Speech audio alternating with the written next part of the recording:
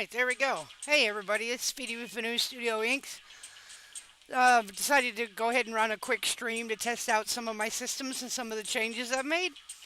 Um, Wanted to go ahead and just continue on with the SketchUp I already have some video footage of. Um, and then I'm gonna rip this down and add it to what has already existed of me like sketching it up. So, here we go. Yay! So I hope everybody's like chilling, getting ready for work and everything. Yay, that's something to be excited for. I get ready before I come down to the studio, and then I do my work, and then I just, you know, leave and go to my other job. I'm not gonna yield. I'm gonna keep grinding. This is my dream. I've got these cool IPs, these cool ideas. I want to take them someplace, so instead of dreaming about it, I'm doing it. That means it's challenging. That means I've got to live in two worlds and that sort of thing, but it's worth it. I love doing this. This is a part of an IP that's called RPG. Um, I will introduce that in later videos. I just thought, well, it'd be kind of a fun thing to share a sketch up of some of the creatures that inhabit the realm that I've created. It's got this story arc, and I'm not gonna give away too many of the details on it. Um, I'm not gonna say that this is a part of my bestiary because they're not entirely beasts in my world, although some of them are. I mean, I have a very kind of grounded world, even though it's in fantasy. It's it's built around real world principles. That's what makes fantasy worlds work. Is there is an element of truth within them, even if they are fictional settings.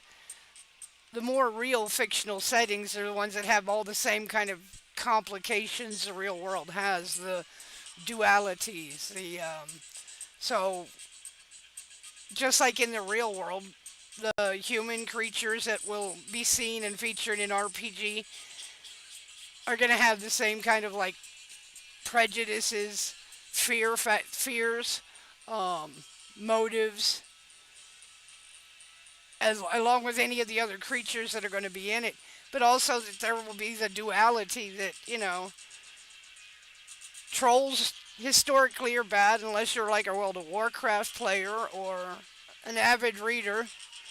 They're not all bad. If they were, then Norwegians wouldn't make such a big deal about sculpting friendly and interesting looking trolls all around their landscapes.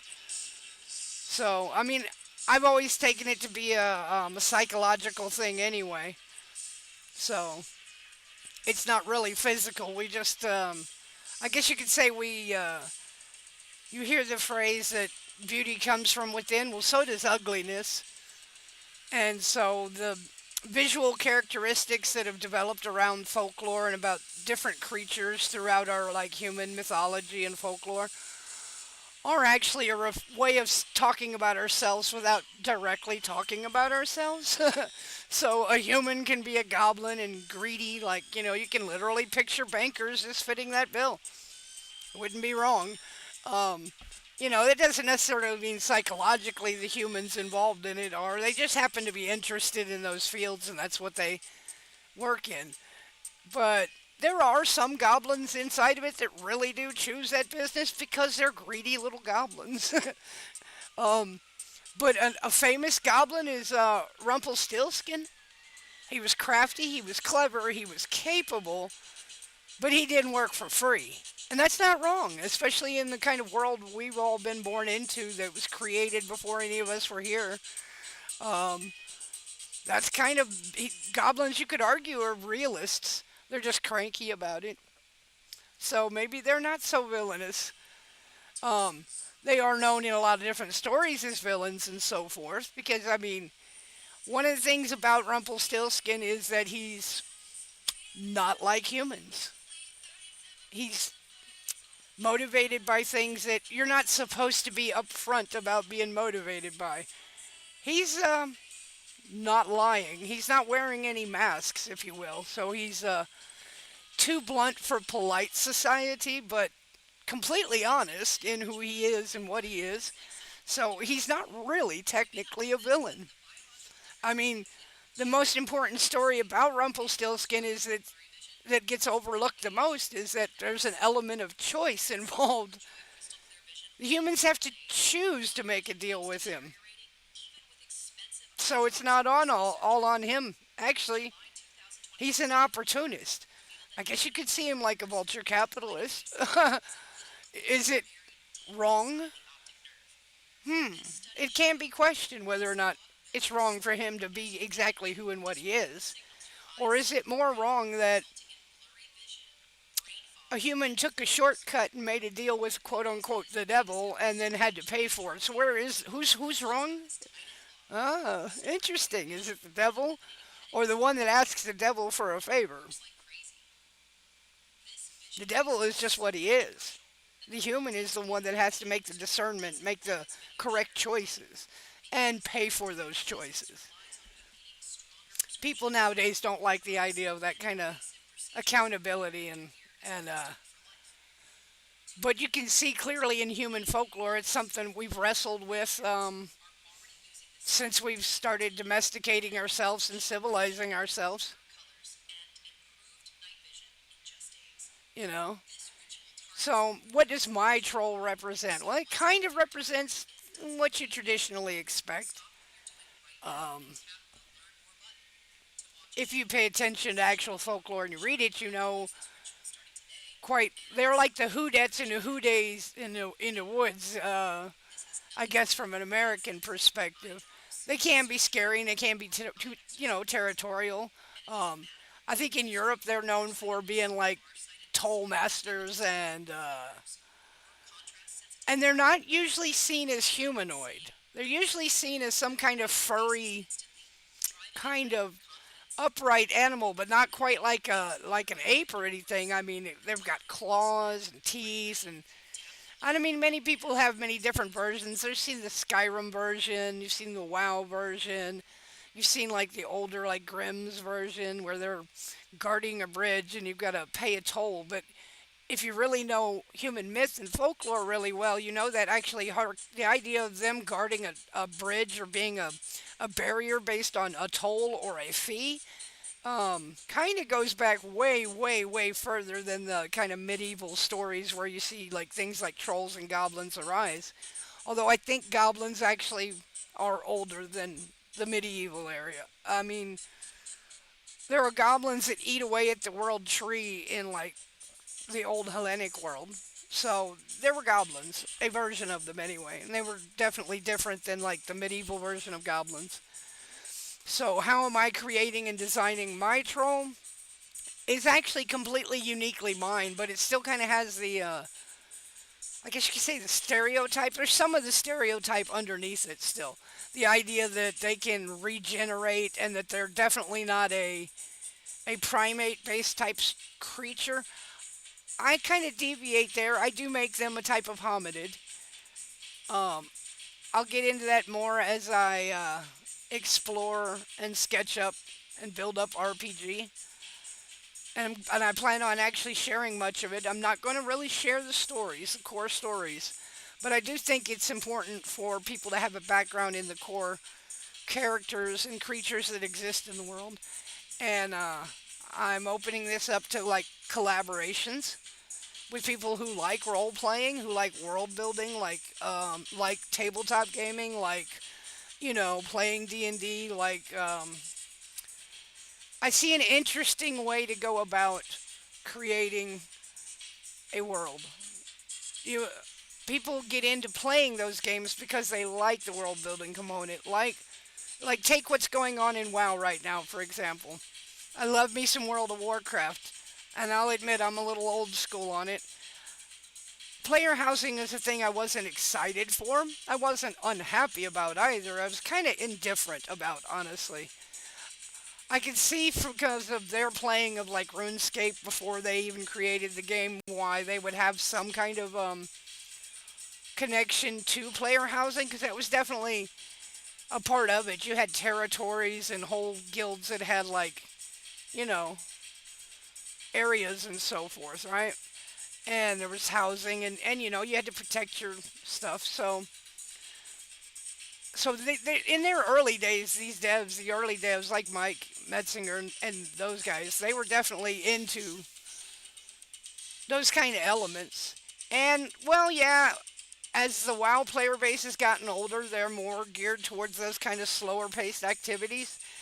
Interesting. I fit into that quote unquote elder demographic in World of Warcraft, but I don't need a house in World of Warcraft. I've got one. I'm gonna go do this stuff, but I was actually more interested in the world itself, the lore, and playing the quests and going to the dungeons, and that's still kind of what I'm interested in. If I want to build a cool house, I'll go play a different game. I was kind of hoping it was going to be more like a trophy room thing, honestly. I mean, but I think in the long run it's going to be okay. There's always been that quirky, campy side to WoW, and I think it's just going to add to it. So I don't think it'll be bad. I can see things where like the Dark Moon Fair and stuff is kind of different now because it actually has neighborhoods to be around and travel to. So like I can see that being interesting, instead of just clicking on the NPC and getting teleported there.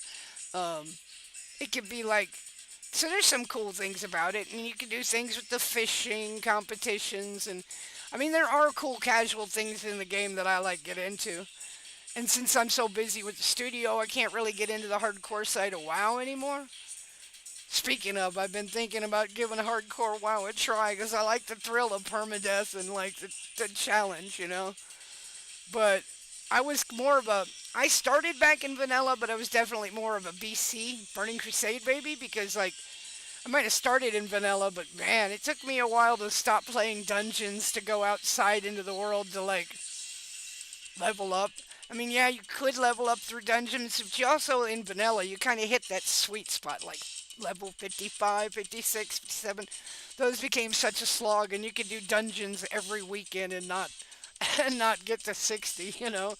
Um, I had a clique of people in a guild I was in, and we were in love with Stratholme, and we spent a lot of time doing it, and Blackrock Depths and all those kind of things. So Vanilla comes around, and Blackrock Depths is like tail end, but Vanilla starts coming to an end, and Burning Crusade is like when I was finally leveled. It took me a long time.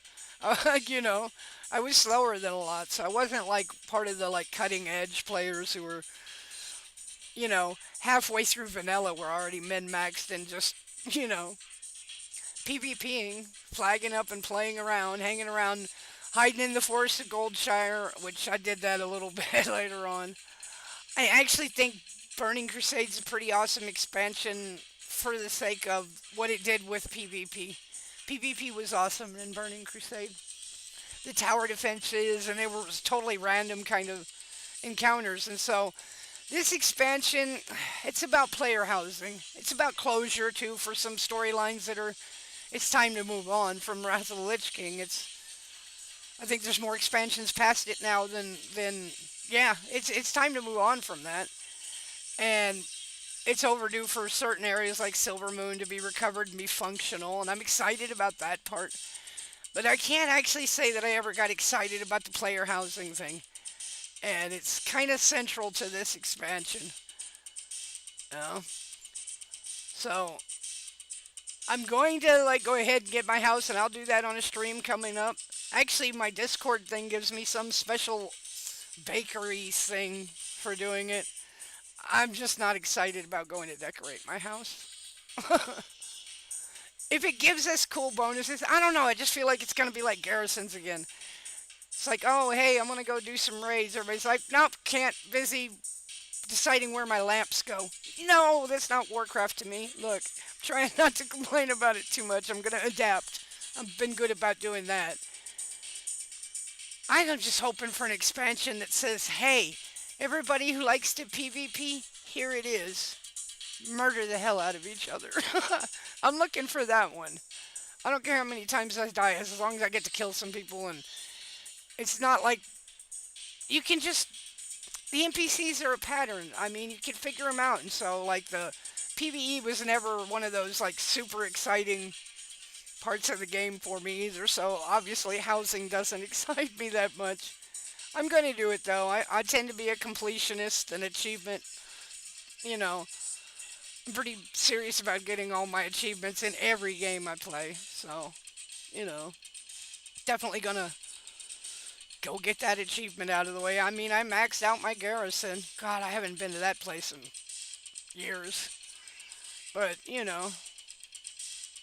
that's the way it kind of like it works, And so, like I said, I should technically fit into the demographic that should be hitting the retirement home in the Azeroth ranges, but I don't have a need for it.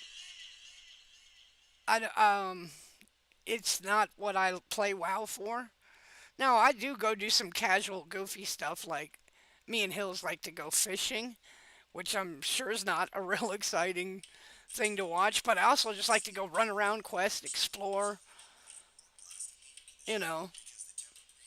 Yeah, get into some PvP somewhere when it pops up, or, go do dungeons. I'd like to get back to doing dungeons again, but I got a lot on my plate, and being that I'm kind of a weekend warrior in WoW at this point because of the studio, I may just end up only doing battlegrounds on weekends. I might not even be doing retail by then. I mean, I don't know. I paid for the expansion, so I'm gonna do it. But I'll reiterate again, the player housing, that part doesn't excite me.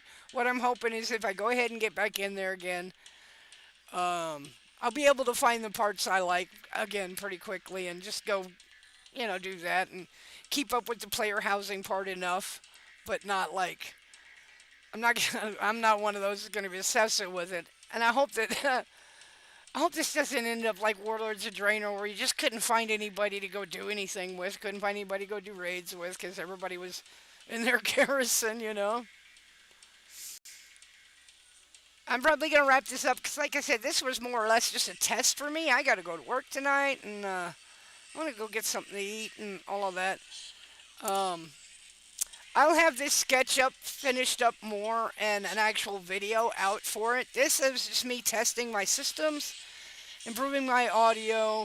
Um, I got a new UI up, and I'm trying out different UIs, overlays on top of my videos to set up kind of a regular theme and style to each one of these.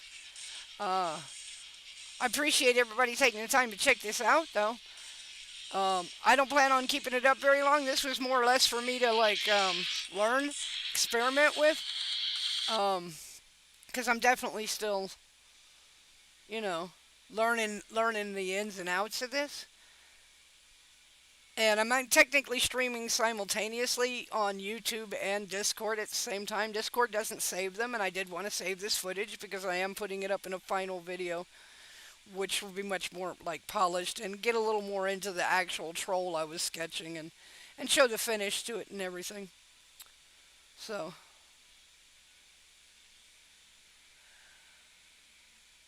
alrighty, folks. Well, like I said, I appreciate anybody that did check this out while I was doing it. It won't be up for very many days, maybe just a day or two. Um, but anybody that did check it out, I appreciate you taking the time to come by. I wasn't expecting or hunting an audience. Um, just testing out my systems, but it's really cool if you did come by it. And I hope you have a wonderful day, great afternoon, and a really great evening. Um, okay, this is Speedy out. Bye, everybody.